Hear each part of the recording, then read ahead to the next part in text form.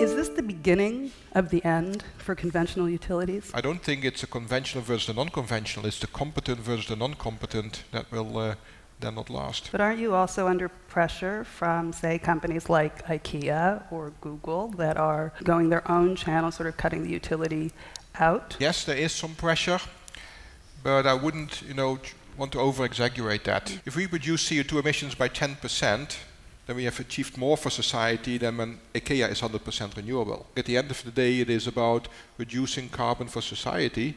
It's not about reducing carbon, as a kind of a product proposition. By many measures, Germany should be kind of the model for a low-carbon future. Yet there have been tremendous difficulties. If Germany can't solve these issues, who can? Germany has had its challenges in implementing broad-scale renewables, but I think it's been a decent success story at the same time. None of this is easy, but I think we're getting there. Just talk broadly about the kind of vision that you see for the two sides, what are now two sides of the same company, the fossil fuel generation side and the renewable generation side, and how you see that going forward. What we've done is by putting all the non-conventional generation in one separate company. That company is a pure play. It has 0% CO2 emissions, and it can get direct access to the capital markets. We will still maintain in the foreseeable future a 51% majority share.